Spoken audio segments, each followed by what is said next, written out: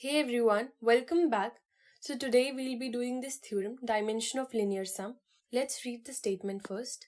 Let W1 and W2 be two subspaces of a finite dimensional vector space VF. Then dimension of W1 plus W2 is equal to dimension of W1 plus dimension of W2 minus dimension of W1 intersection W2.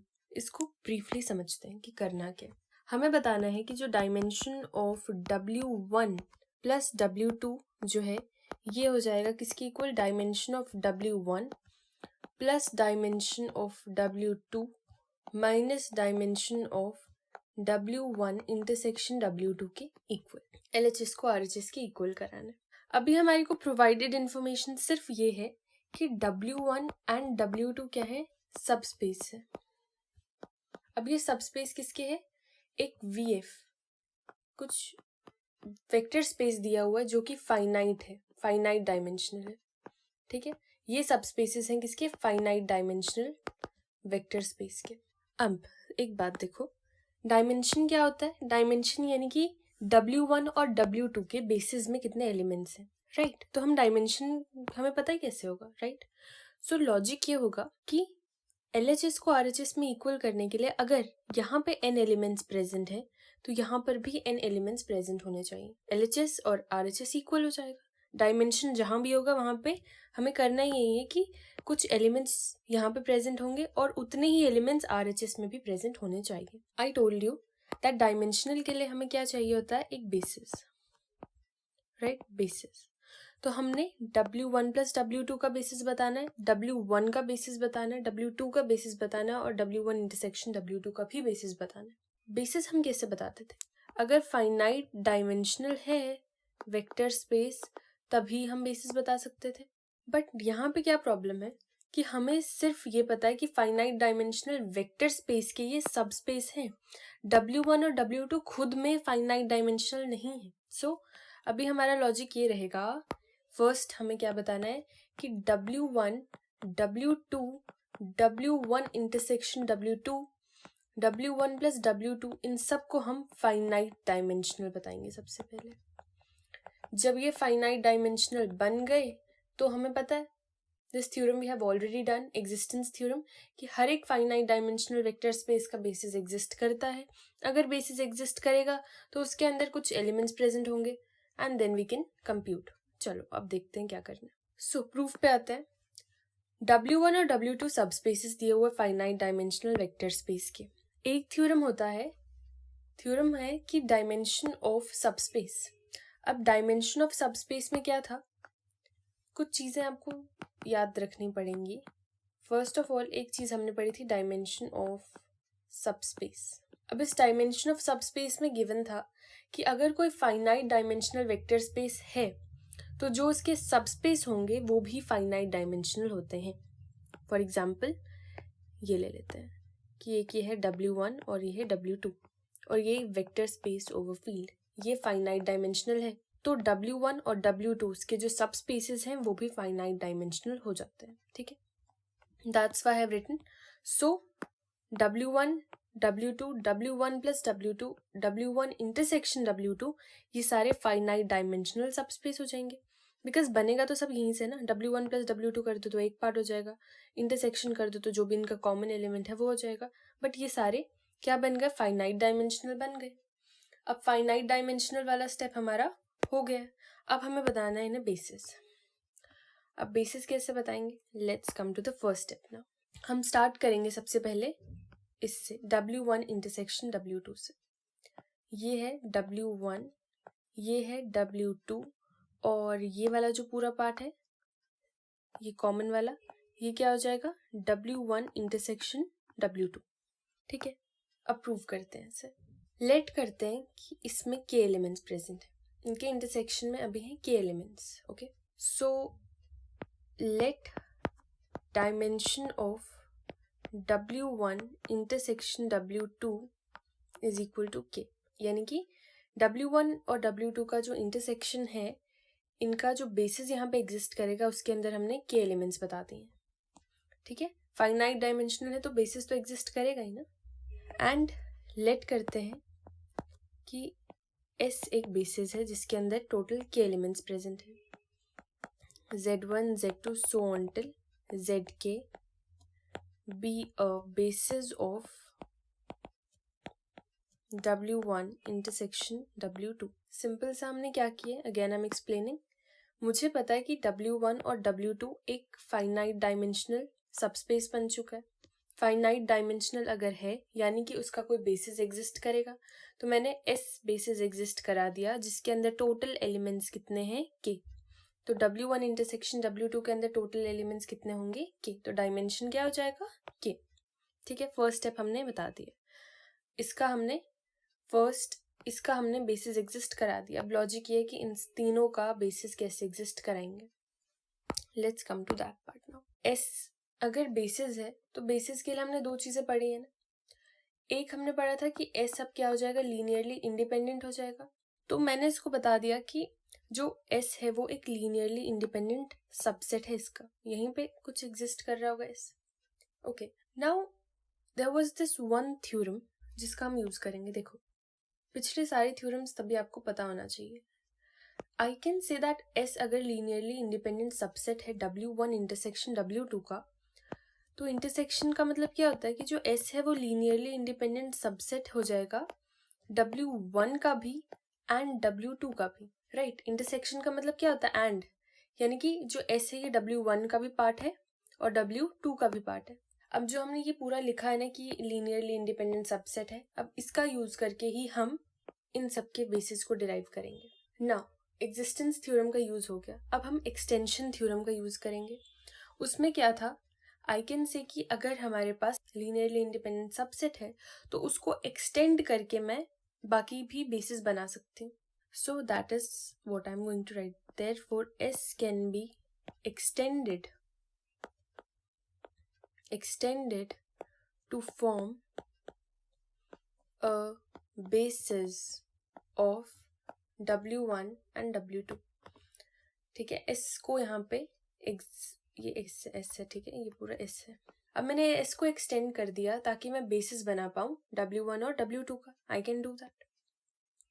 अब जब extend हुआ तो हम ले लेते हैं एक S1 जिसके अंदर टोटल एलिमेंट्स ले लेते हैं. यहाँ पे होगा ना S1, ये है S1, और यहाँ पे एक S2 ले लेते हैं. ठीक है, इसके अंदर है टोटल एलिमेंट्स M और यहाँ पे एलिमेंट्स हैं टोटल T. तो S1 के अंदर हो जाएगा Z1, Z2 सो until Zk, यानी कि ये जो पूरा पार्ट है ना, ये W1 का एक बेसिस हमने बनाया है S1. तो S1 इस पार्ट को भी तो इंक्लूड करेगा ना. यहाँ पे टोटल एलिमेंट्स कितने थे, Zk के एलिमेंट्स थे टोटल, ये वाला पार्ट और ये पूरा पार्ट जो रिमेनिंग है, ये पूरा पार्ट को हम इंक्लूड कर देंगे इसमें. Zk x1 x2 सो until xm, टोटल एलिमेंट्स इतने ले लिए हमने. अब S2 में टोटल एलिमेंट्स ले लेते हैं. That will be Z1 Z2 so until Zk के एलिमेंट्स, तो ये बीच वाले आने ही हैं इसमें भी, और फिर ये जो रिमेनिंग यहाँ पे है वो हम T ले लेते हैं. So they will be Y1 Y2 so until YT. ये किसका बेसिस है, बेसिस ऑफ W1, और ये किसका बेसिस है, बेसिस ऑफ W2. ठीक है, आई होप यहाँ तक समझ आ गई हो चीजें. अब मुझे पता चल गया दैट जो डायमेंशन ऑफ W1 है वो टोटल किसके इक्वल होगा, K प्लस M के. राइट, K टोटल, यहाँ पे टोटल K एलिमेंट्स है और यहाँ पे M, सो K प्लस M. सिमिलरली जो डायमेंशन ऑफ W2 है उसमें टोटल एलिमेंट्स कितने हैं, K प्लस T. ऑलराइट, सी अभी ना चेक दिस आउट. LHS का तो अभी हमें नहीं कुछ मिला है बेसिस वगैरह, बट RHS का सब कुछ पता चल गया. Dimension of W2, dimension of W1 भी पता चल गया और इंटरसेक्शन वाला पार्ट भी पता चल गया. चलो लेट्स राइट इट डाउन. ये हो जाएगा dimension of W1 plus dimension of W2 minus dimension of W1 intersection W2. It is equal to K plus M plus K plus T and minus K. Therefore result आ जाएगा K plus M plus T. अब हमें RHS में total element कितने मिल गए हैं, K plus M plus T. देखो यहाँ पे जो N लिखा था इनकी टोटल एलिमेंट्स यहाँ पे है हमारे पास k plus m plus t। यहाँ पे अगर k plus m plus t है तो LHS में भी k plus m plus t इतने एलिमेंट्स हमें बताने पड़ेंगे। अब आते हैं LHS वाले पार्ट पे। उसके लिए क्या करेंगे, सी एक चीज देखो कि अब W1 और W2 दोनों का हमें चाहिए ना कॉम्बिनेशन। सो हम एक नया सेट बना लेते हैं S3 में लेंगे Z1 Z2 सो अनटिल ZK, ठीक है, बिकॉज W1 और W2 सारे एलिमेंट्स आ जाने चाहिए। अब W1 में और क्या क्या था, सो अनटिल XM, और W2 में था Y1 Y2 सो अनटिल YT, ठीक है। ये पूरा पार्ट कवर कर दिया हमने। ये सारे एलिमेंट्स जितने इसमें हैं W1 प्लस W2 है ना, ये W1 है W2, तो हमें LHS में वही चाहिए, तो हमने एक S3 सेट बना दिया जिसमें इतने एलिमेंट्स प्रेजेंट हैं। नाउ S3 में कितने हैं, K plus M plus T elements, यानी कि W1 और W2 दोनों के एलिमेंट्स इसके अंदर आ गए। अब यहाँ पे टोटल कितने हैं, K plus M plus T, यानी कि अगर मैं S3 को बेसिस बता दूं W3 का, देयरफॉर हमारा काम हो जाएगा, बिकॉज अगर S3 बेसिस बन गया W3 का तो यानी कि W3 में टोटल एलिमेंट्स कितने प्रेजेंट है, K plus M plus T, and our job will be done. अब इसको बेसिस बताने के लिए हमें दो काम करने पड़ेंगे। सबसे पहला तो ये कि S3 को हमने लीनियरली इंडिपेंडेंट बताना है, और दूसरा ये कि LS3 is equal to V। ये दोनों चीजें हमें बतानी पड़ेंगी। Let's start with it. पहले हम S3 को लीनियरली इंडिपेंडेंट बताते हैं। इसके लिए क्या करेंगे, देखो लीनियरली इंडिपेंडेंट के लिए हम क्या करते थे, स्केलर्स ऐड कर देते थे और उसको कंप्यूट करते थे कि वो इक्वल हो जाएगा 0 के। यहाँ पर भी कुछ स्केलर्स ऐड कर देते हैं। Let's say C1 Z1 plus C2 Z2 so on till CK ZK plus A1 X1 करो, A1 X1 plus A2 X2 and so on till AM XM, then B1 Y1 plus B2 Y2 and so on till BT YT is equal to 0। अब ये जो scalars है ये सारे कहाँ पे belong करते हैं, फील्ड में, जिसमें कि AI BJ और जो CK है ये सारे फील्ड के एलिमेंट्स हैं।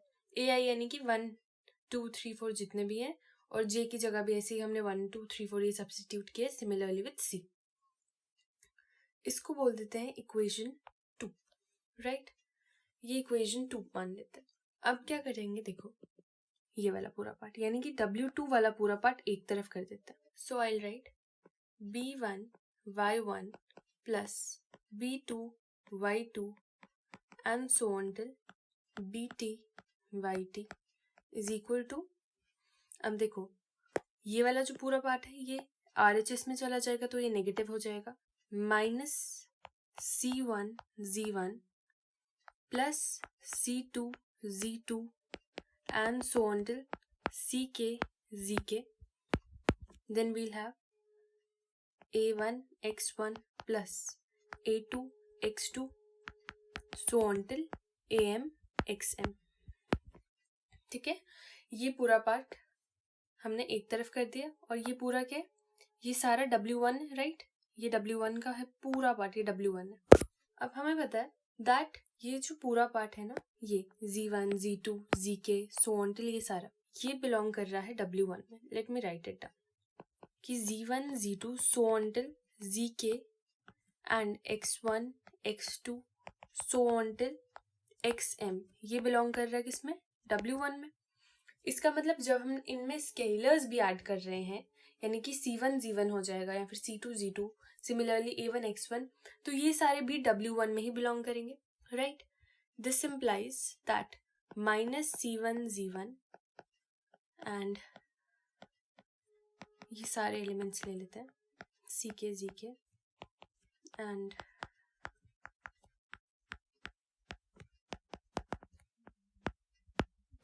ठीक है, ये सारे किस में बिलोंग करेंगे, W1 में ना। इसका मतलब ये है कि अगर RHS हमारा W1 में बिलोंग कर रहा है तो LHS is equal to RHS है।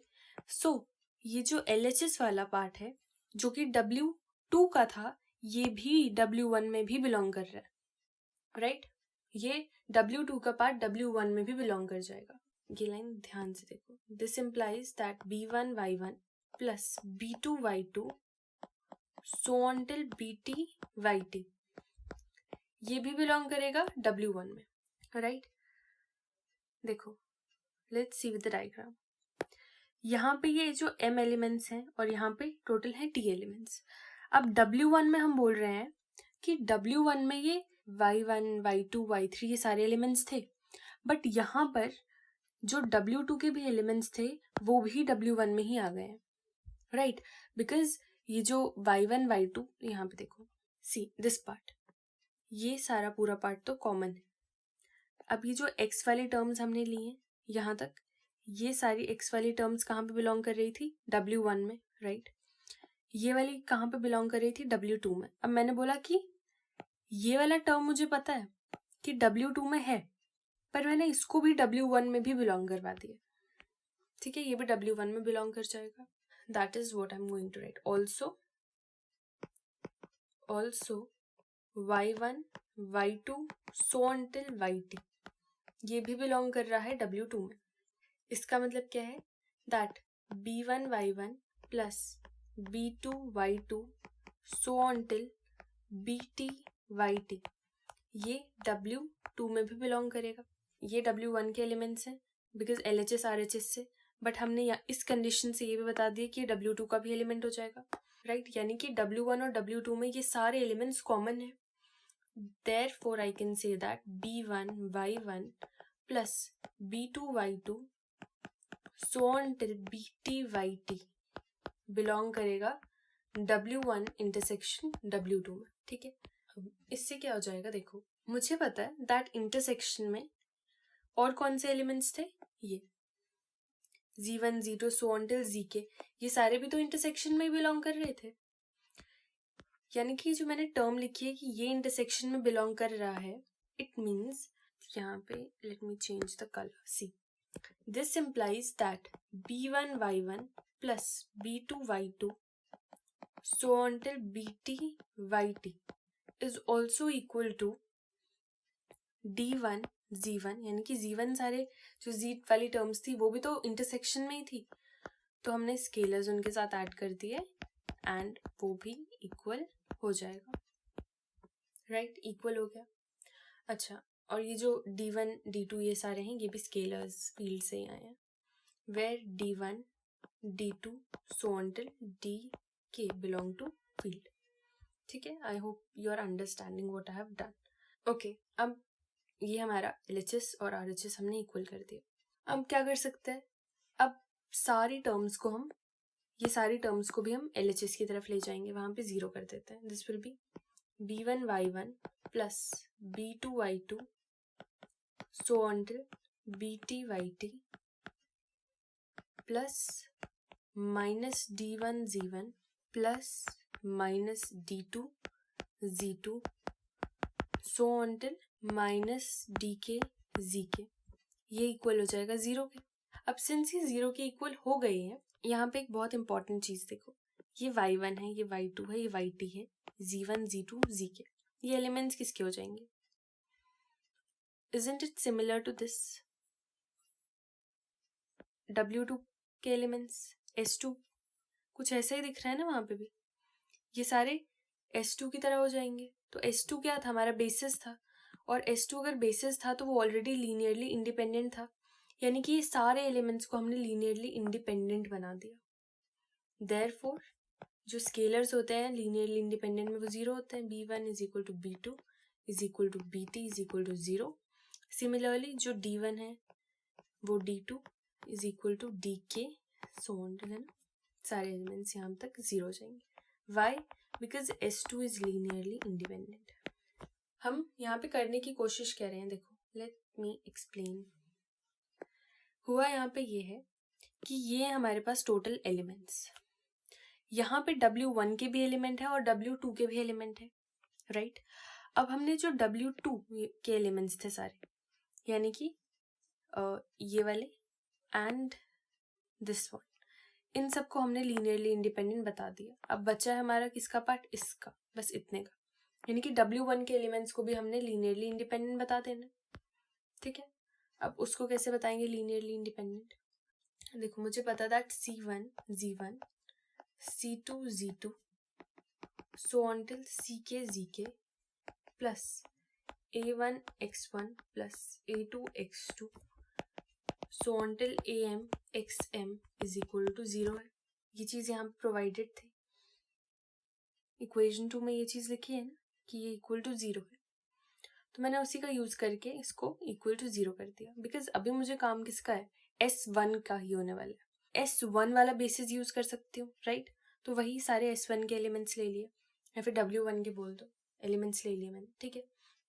अब ये सारे अगर W1 के हैं तो S1 उसका एक बेसिस एग्जिस्ट कर रहा था, सो जो उसके सारे स्केलर्स हो जाएंगे सो until CK वो 0 हो जाएगा and A1 is equal to A2 so until AM is equal to 0 because S1 is linearly dependent। अब इससे क्या हो गया कि C1 is equal to C2 is equal to so until CK, ये 0 हो गया। सिमिलरली जो A1 है is equal to A2 so until AM, ये भी 0 हो गया। एंड जो B1 है is equal to B2 so until BT is equal to 0, ये भी 0 हो गए। ये सारे एलिमेंट्स किसके थे, W1 प्लस W2 के, और हमने इन सबको लीनियरली इंडिपेंडेंट बता दिया, right? S is linearly independent, S3 को बेसिस शो कर रहे हैं ना हम, तो S3 को लीनियरली इंडिपेंडेंट प्रूव करने वाला पार्ट हमने कर दिया। आई होप यू अंडरस्टूड यहाँ तक। Now we have to prove that LS3 is equal to W1 plus W2 and इसको प्रूव करने के बाद S3 बन जाएगा हमारा basis. So how will we do this? Same approach जैसे पहले भी हम फॉलो करते थे, दैट S3 हमें पता है दैट सबसेट है W1 प्लस W2 का, यानी कि जो लीनियर स्पैन होगा वो भी सबसेट हो जाएगा W1 प्लस W2 का। ठीक है, let's write it as equation 3। अब आगे क्या लिख सकते हैं हम? देखो, अगर LS3 सबसेट है W1 प्लस W2 का और हम W1 प्लस W2 को सबसेट बता दे LS3 का, देयरफॉर हमारा काम हो जाएगा। Then we can say that LS3 is equal to W1 plus W2। So now our logic is कि हमें बस ये चीज़ को प्रूव करना है। अब ये कैसे करेंगे? सी, हम क्या करते थे, एक एलिमेंट ले लेते थे W1 प्लस W2 में, यहाँ भी वही होगा, दैट Z कोई एलिमेंट है जो W1 प्लस W2 में बिलोंग कर रहा है, एंड जो Z है वो हम लेते हैं X plus Y, because Z अगर एक ऐसा एलिमेंट है जो W1 प्लस W2 है, यानी कि इट मीन्स कि उसके पास कुछ एलिमेंट यहाँ से भी आया होगा और कुछ एलिमेंट यहाँ से भी आया होगा, यहाँ से X आया होगा और यहाँ से Y आया होगा। So let's write it like this, और यहाँ पे लिख देते हैं that X belongs to W1 and Y belongs to W2. Now X belongs to W1, इसका मतलब क्या है कि जो X है वो LS1 में भी बिलोंग कर रहा होगा, राइट? Why? बिकॉज हमें पता है that LS1 is equal to W1, S1 basis है ना W1 का, तो LS1 is equal to W1 हो जाएगा। ठीक है, ऊपर ये चीज़ प्रूव कर दी थी। नाउ इस X को मैं W1 की टर्म्स में लिख देती हूँ, W1 या फिर S1 की टर्म्स में लिख देते हैं। So it will be alpha 1 Z1 plus alpha 2 Z2 so on alpha के ZK, और W1 में कौन से एलिमेंट्स थे? Beta 1 X1 plus beta 2 X2 so on beta M XM, ये थे टोटल एलिमेंट्स। ठीक है ना, अब Y ले लेते हैं, तो Y कैसा होगा? Y यानी कि वो सारे एलिमेंट्स जो W2 वाले सेट में थे, that would be gamma 1 Z1 plus gamma 2 Z2 so on gamma के ZK, और फिर बाद में Y वाले एलिमेंट स्टार्ट हो गए थे, और डेल्टा 1 Y1 ले लेते हैं plus delta 2 Y2 and so on delta T YT। ठीक है, बिकॉज W2 में टोटल एलिमेंट्स कितने थे? टोटल एलिमेंट्स थे K प्लस T, एंड हमने इनको इसी फॉर्म में रिप्रेजेंट कर दिए कोई भी स्केलर आगे डाल के. यहाँ पे स्केलर्स चेंज हो गए हैं, पहले हमने कुछ और स्केलर्स लिए थे. Now our job is this. देखो, I will say that z is equal to x plus y. तो हम z को इन सब का एडिशन बना देंगे. That would be alpha 1 z1 plus alpha 2 z2 so on till alpha k zk plus beta 1 x1 plus beta 2 x2 so on till beta m xm.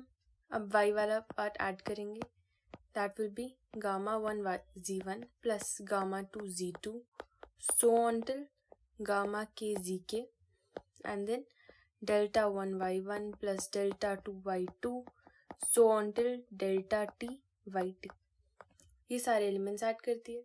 Our job is कि ये z1 वाले elements को एक साथ कर देंगे, z2 वाले elements को एक साथ कर देंगे एंड एक ऐसे पेयरिंग बना देते हैं. हो जाएगा अल्फा 1 प्लस गामा 1 z1. ठीक है, इसको और इसको साथ ले आए. देन ऐसे करते करते हो जाएगा alpha 2 plus gamma 2 z2 so on till alpha k plus gamma k zk plus beta 1 x1 plus beta 2 x2 and so on till beta m xm plus alpha 1 y1 plus alpha 2 y2 and remaining रहेगा हमारे पास alpha t yt. Common वाला part तो हम z वाला साथ में ले आए, बट ये सारा कॉमन तो नहीं था. Let's keep it aside. अब ये जो सारे एलिमेंट्स लिखे हुए हमने यहाँ पे z1 z2 zk then x1 x2 xm y1 y2 yt, ये किसके फॉर्म में दिख रहा है? देखो S3 में ऐसे the elements z1 z2 zk तक, फिर x से m xm तक और यहाँ से y से yt तक. यहाँ पे भी सेम चीज हो गई है, right? z1 z2 zk and finally ये भी वैसा ही है. यानी कि जो ये z एलिमेंट है ये लीनियर कॉम्बिनेशन है S3 के एलिमेंट्स का. It is the linear combination of elements of S3. इसका मतलब क्या होगा कि जो Z है वो बिलोंग कर रहा है LS3 में, और जो Z है वो किसके इक्वल है? Z एक ऐसा एलिमेंट है जो W1 प्लस W2 में बिलोंग कर रहा है. यानी कि जो W1 प्लस W2 है वो सबसेट हो जाएगा LS3 का, बिकॉज हमने स्टार्ट किया था यहाँ से.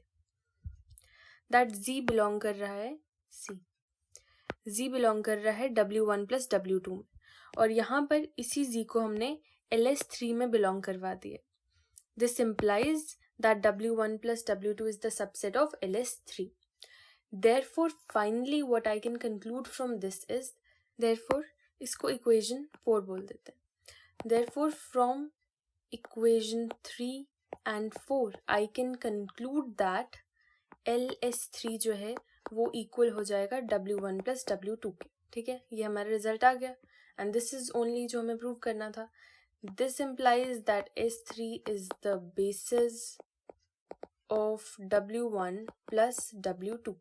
S3 बेसिस बन गया है, और अगर S3 बेसिस है W1 प्लस W2 का, देयरफॉर जो dimension of W1 plus W2 है it will be equal to K plus M plus T.